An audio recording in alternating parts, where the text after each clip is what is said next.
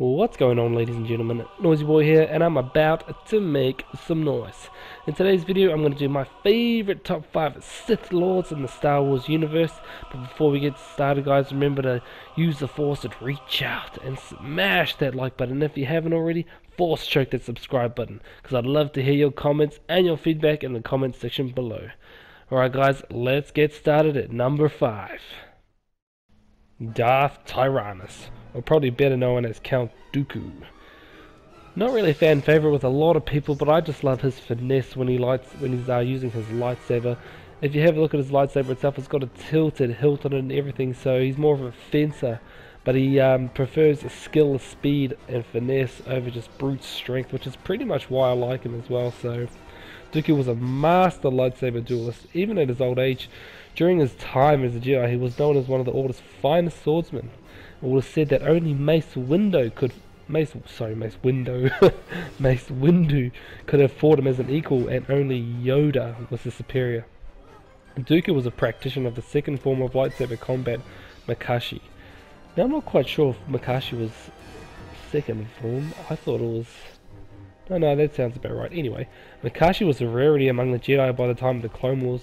It was a style designed specifically for lightsaber to lightsaber combat, and as such was considered obsolete in the time when most Jedi were even more likely to face, like blaster wielding opponents like stormtroopers and clone troopers and, the robots and other droids, sorry. So the style of scarcity gave Dooku an advantage when engaging in lightsaber duels, because, as you see, since he turned to the dark side, he'd be facing pretty much just Jedi, so as few of his enemies were trained to defend themselves against it because it was so rare. Makashi relied on precision, speed, and economy of movement rather than wide sweeping strikes that characterized later styles. And Dooku's curved hilt, like I was talking about before, lightsaber was designed especially for that. So, in addition to his formidable lightsaber skills, Dooku was enormously powerful in the Force. He demonstrated great skills and powers of telekinesis and Force grip. During his duels with Asajj Ventress and his escape from Hondo's pirates in the Clone Wars, he displayed great skill at using telekinesis in finer, more precise tasks. Like I think at one point he forced the pirate to aim and fire his blaster at his comrades and disarming Ventress while also levitating her. So that takes high concentration and just skill in the Force. He was also highly skilled in using Force lightning, as we all know, using it in both the means of torture and execution, but was also able to use it in conjunction with telekinesis. So he's pretty much one of those Sith Lords who, was written off. A lot of people didn't really like him, but I just, a lot of people were used to the Darth Vaders of the time, who was just pure strength and all that kind of stuff, where there wasn't really a finesse type. You could say, Darth Maul was one of those finesse type players, but he was more like a hurricane, just a force of nature. But Dooku was more refined, calculating. That's what I just loved about him, and then he could back it up with Force power too. So, and you can see with his fights with Yoda and Obi-Wan and Anakin that he could hold his own even at an old age. So that is why he comes at a number 5 for me. And coming in at number 4, Darth Malgus, the Brute, whose rage was only rivaled by his hate for the weak and pathetic, and he believed to his core that the weak and pathetic will perish at his feet, as seen with his master when he failed in the opening cinematic of Star Wars The Old Republic. Darth Malgus was an exceptionally talented duelist and specialized in rage and brute strength to defeat his opponents. Aside from his overwhelming physical strength, which served him well, not only in lightsaber duels but also in hand-to-hand combat, Malgus also often performed acrobatics to increase his effectiveness in lightsaber combat. His speed was such that a normal human found it difficult to follow him. Darth Malgus utilized a variety of Force powers during the sacking of Coruscant to defeat many Jedi Republic soldiers who stood in his path, including saber throw, a Force push, a Force choke, jump, speed, and lightning. Malgus used his emotions, such as his anger and a taste for others, to fuel his power in the dark side. Malgus demonstrated his skill and power to handle multiple opponents simultaneously without much effort. Now he is the epitome of strength. I believe that in Darth Vader's earlier forms he would have been like this, utilizing and specializing in strength training. hard lunges, and you can see with some of his duels, with some of the higher ranking Master Jedi, that he could hold his own in any combat. But the thing, that I liked most about Malgus was the Empire have a staunch belief that aliens are inferior and below them, and Malgus thought that whether you were human or alien, he believed if you were strong, you should be heard and you should be at the forefront. He was a staunch practitioner of believing that the strong will survive. The whole story where the strong will inherit the earth type things. But I did like him for that fact that you weren't just written off if you were just some other species of alien, which is, I think it kind of tore him away from the Sith Empire at one point. He thought that was a weakness that the Empire had, and he brought allies to himself with just with his charismatic and staunch approach. So he comes in at number 4 for me, and yeah, I hope you guys like him. And coming in at number 3, Darth Bane, the founder of the Rule of Two. Darth Bane was a Dark Lord of the Sith who lived during the Dark Age of the Republic. 1,000 years before the Clone Wars, actually. And in this time, the Sith were often fueled by their own individual lusts for power, with the Sith turning against each other. The infighting led to the defeat of their own dark side order, and as the order was able to all but destroy the weakened Sith, Bane was the sole survivor of the Jedi-Sith War. Recognizing that it was the infighting that destroyed the Sith, Bane created a new Sith philosophy, the Rule of Two, in which there could only be 2 Sith at any given time, a master to embody the power, and an apprentice to crave it. I love that saying. Bane took an apprentice of his own and began passing on his knowledge, all while establishing the new Sith way of pursuing power and revenge against the Jedi through manipulation and subterfuge. The Jedi learned of Bane's new philosophy, and while defeating Bane himself, falsely believed that they had destroyed the Sith forever.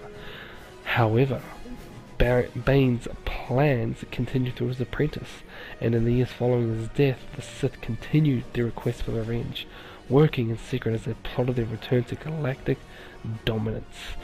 And as we've seen through pretty much all the prequels and pretty much every single Star Wars movie, up until Episode 7 I should say, it was pretty much an effective way to do it, consolidating your power to make certain individuals stronger in the Force, and not having 3 or 4 weaker apprentices to try and overthrow. Because pretty much what had happened on Korriban, when they would have their apprentices, Sith Lords I should say, would have 3 or 4 apprentices, and what would happen was, because they would think inwards of themselves and lust for power, you can just imagine 1 Sith Lord versus 4 apprentices, and they don't really have to be that strong, they just have to get them in the right moment, whether it's poisoning, ganging up on them, assassination, and then they weaken their order because these apprentices are not as strong as the Master Sith Lord, and then they're just getting weaker and weaker as the years go by, just diluting their knowledge.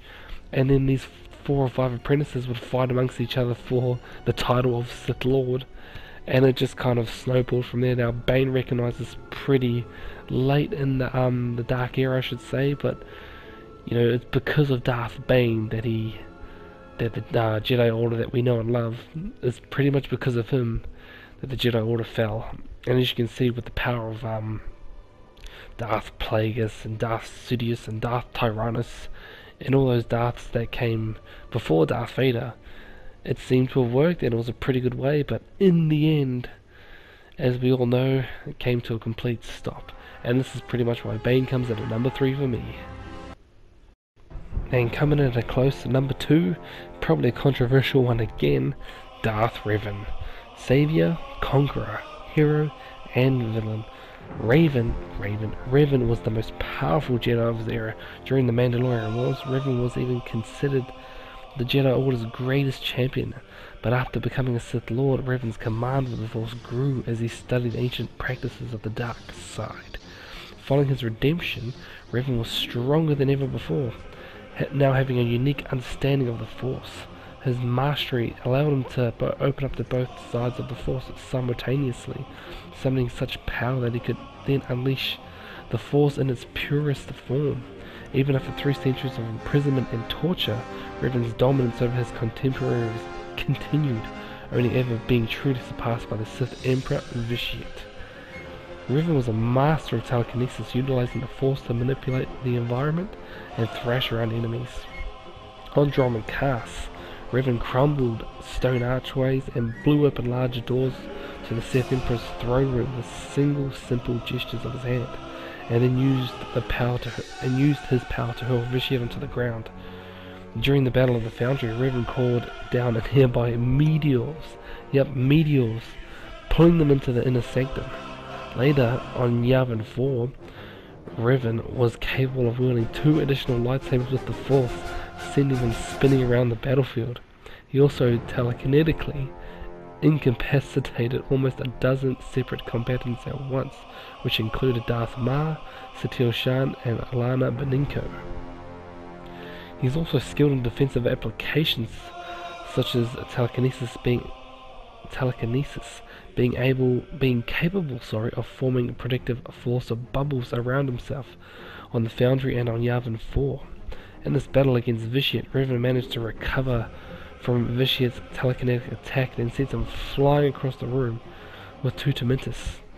Revan even proved capable of absorbing the dark power of Darth Nihilus, sparing Metra Surik and Scourge from certain incineration. However, he was incapable of fully defending himself against the fully unleashed lightning of Emperor Vitiate, who scorched Revan with severe burns. Nevertheless, Revan still survived the deadly assault and quickly thereafter healed his injuries through the Force. Now, Darth Revan, like I've said before in some of my previous videos, I had him as one of my favourite Jedis too. Now, I believe that whether you're a Sith or a Jedi, you need to go through the light and the dark. Not to become a grey Jedi, so to speak, but you need to experience both sides of the Force to become full. And Darth Revan was one of those people. He pretty much went through what I believe to be the harder way, I reckon, without meditation and all that kind of stuff. But he was pretty much came up a Jedi, had just had a utter thirst for knowledge, fell to the dark side, and then came out the other side even stronger. So it was more like, I believe that he could take on almost anyone. Like I was saying before, he got his ass handed to him by Darth Vitiate. There is a big backstory to that, but if you've played Knights of the Old Republic, you'll know all about his story and just the way he looks, the fact that his fighting styles, his genius level intellect. Man, he comes in at a very, very close number 2. He was going to be my number 1. I had to toss it up between number 1 and 2, but I had to put him at number 2, so I love this guy so much. And coming in at number 1, and there is only one more Dark Lord left, probably one of the most intimidating Sith Lords to don any of the Star Wars universes, Darth Vader, the Broken One. As the Chosen One, Vader was immensely powerful in the Force and had an amazingly strong connection to the Force, stronger than any Force user ever in existence. He also possessed the potential to become the most powerful Force user in the history of the galaxy. However, after his little debacle with Obi-Wan Kenobi on Mustafar, he was forced to become a cyborg.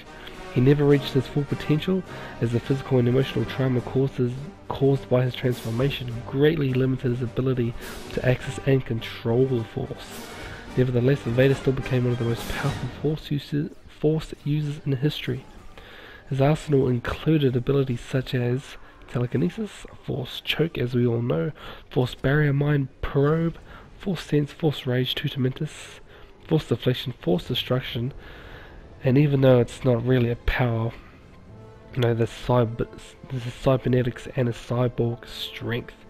Even though Vader's armored suit limited his mobility, Vader still became one of the greatest lightsaber duelists in history. He specialized using his skills, weight, endurance, and sheer brute strength to overwhelm or confuse his opponents into exhaustion. Vader also regained some of his old agility and his blade work, becoming a brutally effective style. His unique saber style, which took bits of all saber fighting styles, became quite formidable against any kind of opponent, but favoured, in my opinion, a deflection, parry, then disarming, also finishing with heavy overhead power strikes and lunges for the win. Now Darth Vader is something else completely. I know a lot of people just, they write him off because he's like just some big clunky robot, but Darth Vader used to be Anakin Skywalker, so he was a genius level strategist and a proud warrior. So what would happen was, in some of his books like The Rise of the Dark Lord and some comic books, he tended to favour fighting fast opponents, which a lot of the movies don't really show, because he would make himself look like he's just big and clunky, because he knew that he was stuck in the suit for the rest of his life. He took that suit and used it to his advantage. Like I was saying about his cyborg strength, he could pretty much pick a person up, not even using the force, and hurl them across the room, or even crushing limbs with his bare hands. He pretty much used his handicap to his advantage, even just overpowering opponents, exhausting opponents to confusion or whatever. Like I was saying previously, I know a lot of the time, like I was saying before, he would invite you to come in, and a lot of the movies showed him, didn't really show all this, but he was overly cautious with a lot of people, like when he fought Obi-Wan and Luke Skywalker and Return of the Jedi. He was overly cautious to see what he could do, but he always looked for the deflection, the parry, and the opening. That's what he always looked for. He took a lot of elements from Kakashi of Form 2, with his disarming and, you know, lunging and all that kind of stuff, and then he would switch to the Gemso, which is all power attacks and all that kind of stuff, and even switching from Atari for defense because of his box that was on his chest. He had to deflect medium to high attacks, so he would be using a lot of Surisu.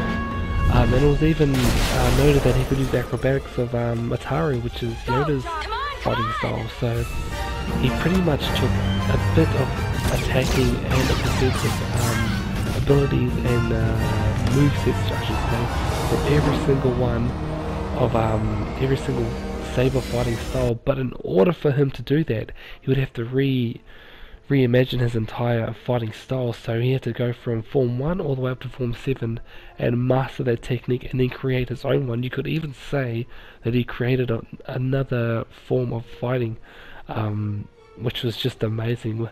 I know I'm geeking out about it, but you know, I think in the movies there's going to be more to be shown about Darth Vader, and I hope they do, because he sits there at number 1 for me, because man, he is the Dark Lord, and I think he's just the greatest. Hopefully you agree too. So there's my number 1. And there you have it, guys. Those are my top 5 Sith Lords.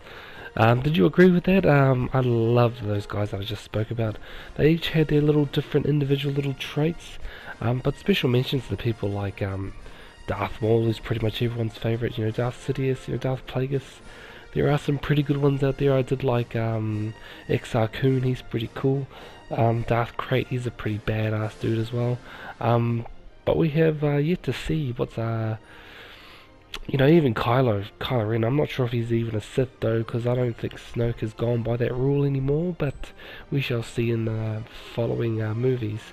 But again, I just have to apologise too. I've actually just come off the flu, so my voice might sound a little bit crackly. I didn't want to wait another day to put this video out, so by the time you get this, I should be fully healed. But at the same time, if you think some of the audio is a bit crap, I'm sorry about that, guys, but can't help the flu, man, in this weather, especially in Australia. It's just starting to heat up now, so things are turning to shit everywhere around here. So anyway, guys, again, did you agree with my top 5?